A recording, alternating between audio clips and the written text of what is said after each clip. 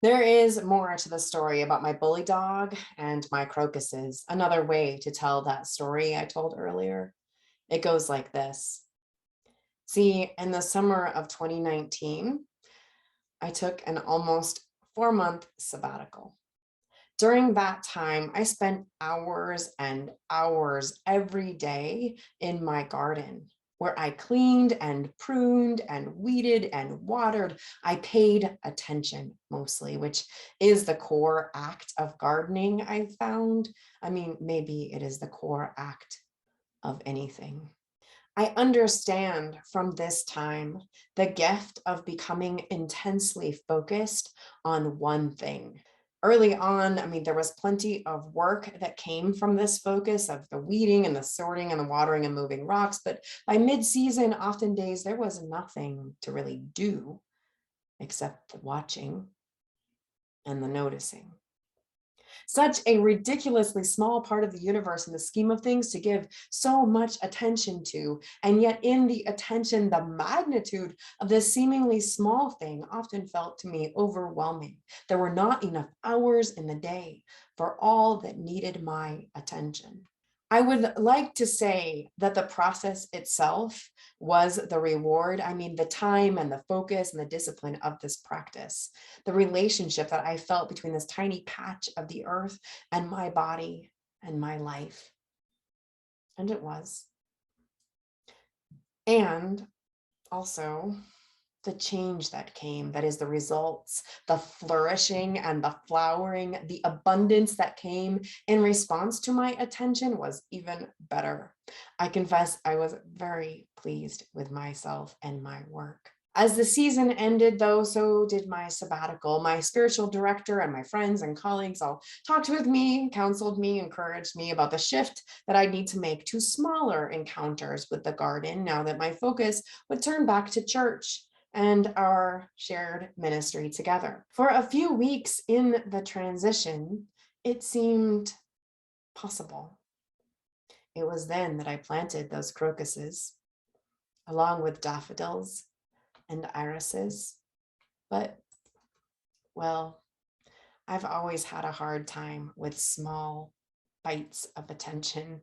I tend more towards all or nothing. So as winter came, I looked at the garden less. And also then winter came and shifted what the garden was, as it does.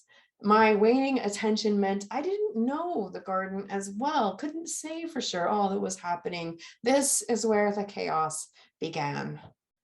I mean, I trusted through it all that spring would return, so would the abundance, as it often does. And it was true, mostly. Spring 2020 arrived, and along with the global pandemic came again the flowers and the flourishing. But this time I could not return the glory with my attention. There just wasn't enough time. And the less attention I gave, the less attention I gave. I mean, I knew as I would give attention how much work it would be to start again, to tend in the ways I had, and I just couldn't bear to look more closely. It felt like a promise I couldn't keep. And then came our sweet bully.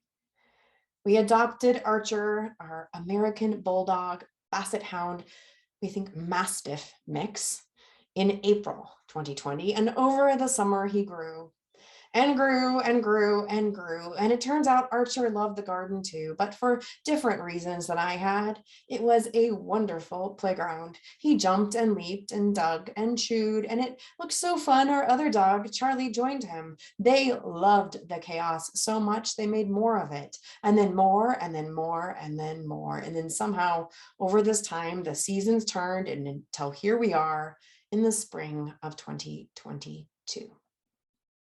Where it is true, the crocuses persist, and around them now there is this mess that was for a time stunning and verdant and promising, not at this part of the season, of course, but it was orderly for a time. It was over time stunning, verdant, promising, already beautiful, and also on the way towards something even better, it seemed to me. So that the mess it is now disappoints not just because of the work it would take in this season to reset, but also because of this idea of continuous progress, that despite my understanding theoretically that time is not linear, something in me believes. So it is a loss, not just of what was, but also what hadn't yet been, but by now could have been, or should have. The next good thing, or the even better. This is a story about more than my garden, of course, because there is a mess we all find ourselves in now. It is a shocking mess, a heartbreaking mess, because so many of us put in so much work. We sacrificed and tended, and for a while there was goodness, results, progress, and we had made such beautiful plans about what was yet to come. Now, sometimes when we talk about such things, we can start to lose something in the generalities, these big sweeping headlines. We can lose the particular and the personal. And so I want to say a few words that are personal by talking about my own slice of the mess in this moment. As many of you know, my family has been through a rough few months. Like many other families with kids in school, we had COVID in January, which was not fun. And also the experience left us more vulnerable, by which I mean emotionally.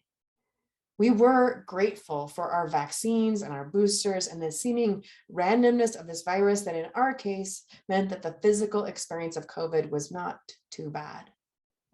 As we near the mark of 1 million deaths from the virus in the US in just the last 2 years, we count ourselves as so lucky. And still, we came to February depleted. And after 3 weeks with one or more of us ill, we needed to catch up with school and work and life. And so we did what we could, but then a few other really hard things happened. And suddenly there was this mess in the middle of this greater collective mess that we're all in. I'm being vague here because there are 3 other people in my family whose privacy I want to respect. So I just want to say, for me, the last 3 weeks have included some of the hardest moments of my life. And what I have come to realize in this time is that our family is not unusual. So many people are finding themselves in the hardest moments right now. So many people are short-fused and afraid and under-resourced and carrying so much grief and disconnection. I mean, I have to say, it's crazy, but I am no longer surprised when I hear about one of our members or our youth going inpatient for mental health care. It has become regular in recent years. There is a lot of mess here. Now, I share some of these personal things for 2 reasons. First, because I want to say thank you. I want to say thank you to all of you and to Sean and to Elaine and the whole staff team who all made it possible for me to take a sudden extra week of leave beyond the week that we'd planned for spring break. The space and time to tend to things, including in myself, were so important. And second, I share because I think it's important to name that the mess that I'm trying to describe today, to talk about what we need to respond to, is not generic. It's not news that happens out there. It is something personal and particular, and it is also different for each of us. And yet also it is all a part of all of us. It is in this thread that connects us, a thread that is not just flowering trees and baby bunnies and beauty. It is also forest fires and drought and despair. As Mary Oliver writes, if God exists, he isn't just butter and good luck. He's also the tick that killed my wonderful dog, Luke. He isn't just church and mathematics. He's the many desperate hands cleaning and preparing their weapons. He is the leaf of grass, the genius the politician, the poet. We are held together in a great web of interconnection, and it is a web of both pain and pleasure, a web of both the mundane and the miraculous. Like many of you, I grew up with stories about seeds and planting as lessons for life, as good analogies, metaphors. Especially, I remember the story that is told multiple times in the Christian scripture about the farmer. That is the farmer who scattered seeds in three different ways: in good soil, in rocky soil, and in hard soil. The seed that fell on the hard soil, it was eaten by birds. The seed that was on the rocky soil, it actually grows really fast, but then dies prematurely because the roots were too shallow. And then some young plants are strangled by weeds in the good soil. But finally, some seeds find a home in productive, well-tended soil and grows to produce good fruit. Now, I took many lessons from this story growing up, but the one that really took was that in order for anything to flourish, you need to put in the work. You can't just toss things out randomly or carelessly. You need to prepare the earth, tend to it, be intentional. You need to focus, you need to sacrifice, and then from all of your work, life grows. This is a story about how life and its flourishing, its saving is mostly up to us. Now, there is a lot of truth in this story, a lot of important lessons that are core to our faith and our culture. Any gardener knows how important preparation is. It's a true thing, how the off-season cleanup and turning sets the stage long before any seed actually hits the soil. And after the planting, there is a vigilance required, especially for young plants. Weeds, relentless and creative, strangle and choke and make life impossible. I mean, it is one of the reasons that my current garden is such a heartbreak, right? Because I can see how much work is ahead. It's just that with this story as the singular framework for life, it is hard not to see our current state as something other than our collective, even our personal failure. Like we were careless, like we let the seed fall onto rocks or in with the weeds. And it is hard then to imagine that our salvation rests anywhere but in the doubling down of our efforting and our sacrifice, which I have to say feels like a very grueling proposition. I mean, I'm not even sure I know what to do to save my little world. Literally and metaphorically, you saw the state of my garden. And if my mess is in turn echoed in a lot of other people's lives right now, why and how should we believe that there's any hope for the whole world to be saved by our efforts? Now, you might remember, luckily, there is another story about seeds told not too far after the other one I just shared. It was told in the version that's told in the Gospel of Mark. Once again, a farmer throws seeds onto the earth, and then day and night, as the farmer works on other things, and as the farmer sleeps, the seeds sprout and climb out into the light, even though the farmer doesn't understand how. It's as though the soil itself produced the grain, from a sprouted stalk to a ripened fruit. For as much as I know how much my effort matters, our effort matters, I also know that when it comes to gardening and to life, there is a lot happening that doesn't have anything to do with me. A life force that has an insistence I cannot comprehend. The leaves come, patient and plodding. When my daughter first arrived, she came home from the hospital when she was just 2 days old. She was so tiny and vulnerable, and we were so scared. And like a lot of first-time parents, we checked on her constantly. I remember one of our good friends that saying to us at one point, you know, her life force is strong. Already, her impetus is to live. We didn't need to do anything, she meant. It was just in her. in that little baby already. The life force was already there. We didn't need to do anything. Parenthood teaches us again and again about all that is beyond our control, including about this mysterious force of life that persists through the mess of everything. This is the truth that Paul Hawkins invites us to center around in his book and the glorious website that goes along with it at regeneration.org. Rather than directly solving the problems that we face, that is cleaning up that mess, he invites us to join in partnership with this practice he calls regeneration. Regeneration, he writes, means putting life at the center of every action and every decision, which applies to all of creation, grasslands, farms, people, fish, wetlands, oceans, and it also applies equally to families, communities, government. Nature and humanity are composed of exquisitely complex networks for relationships, without which forests, lands, oceans, people, countries, and cultures perish. Our planet and youth are telling us the same story.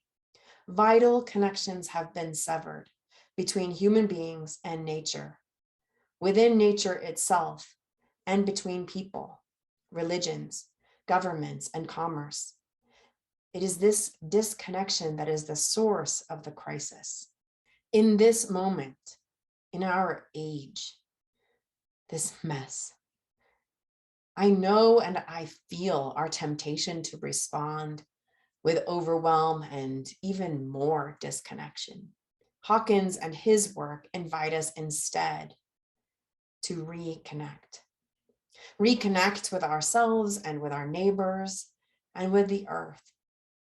He invites us to bring the world back to life by bringing ourselves back to life. So, truly, what brings you to life? And I mean that in the everyday human meaning of that phrase. It is the way that you likely answered the community time question, as in what wakes you up and gets you energized and hopeful. And also, I mean to ask what brings you to life in that greater sense, like what connects you with life in an ultimate sense? What brings you to life? After the service, I invite you to spend some time just brainstorming your answers to this question, what brings you to life, from both of those two angles. And then throughout the week, you might notice other things and then add them to your list. And then imagine what it would mean to make these things the center, not just of your life, which is already maybe radical, but at the center of our collective lives. Answering it from both ways helps. It makes it so that it's not so personal. What brings you to life and what brings you to life?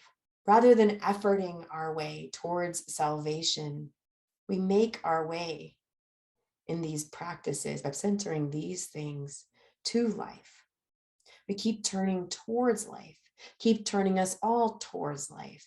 This is the path of regeneration. It is the path of life saving life, rather than just imagining it's all on us. Like the green leaves that will come in these coming weeks, and over keep coming in our world, like a green skin growing over whatever winter did to us, whatever chaos the bully made. Return to this strange idea of continuous living despite the mess of us, the hurt and the empty. Fine then, let's imagine ourselves saying together, you can say it, fine then, we'll take it. As the new slick leaf unfurls like a fist to an open palm, we'll take it all. Amen, and blessed be.